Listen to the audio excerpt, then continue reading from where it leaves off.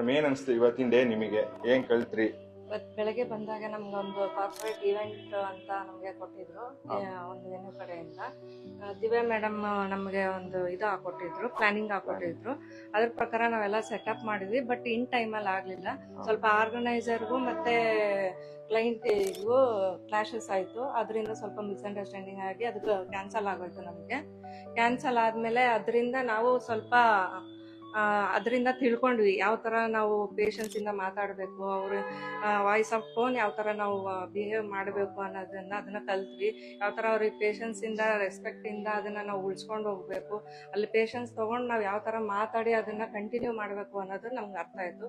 Sir ಅದ್ರ ಬಗ್ಗೆ ನಮ್ಗೆ ಎಕ್ಸ್ಪ್ಲೇನ್ ಮಾಡಿದ್ರು. ಅವ್ರ ಎಕ್ಸ್ಪೀರಿಯೆನ್ಸಲ್ಲಿ ಏನೇನಿದೆ, ನಾವು ಯಾವ ಥರ ಕ್ಲೈಂಟ್ ಜೊತೆ ಇರಬೇಕು, ಒಂದು ವೆನ್ಯೂ ನಮಗೆ ಕೊಟ್ಟಿದ್ದಾರೆ ಅಂತಂದರೆ ಅದನ್ನು ನಾವು ಯಾವ ಥರ ಗ್ರೋತ್ ಮಾಡ್ಕೊಂಡು ಹೋಗ್ಬೇಕು, ಫ್ಯೂಚರಲ್ಲಿ ಅದನ್ನು ಯಾವ ಥರ ನಾವು ಲೈಫಲ್ಲಿ ಅಳವಡಿಸ್ಕೊಂಡು ಹೋಗಬೇಕು ಅನ್ನೋದು ಸರ್ ಎಕ್ಸ್ಪೀರಿಯೆನ್ಸಲ್ಲಿ ಹೇಳಿದ್ರು. ಅದನ್ನೆಲ್ಲ ನಾವು ಅರ್ಥ ಮಾಡ್ಕೊಂಡ್ವಿ. ಕಲಿಯೋದು ಇನ್ನೂ ತುಂಬ ಇದೆ ಅಂತಲೂ ಸರಿಂದ ಗೊತ್ತಾಯಿತು.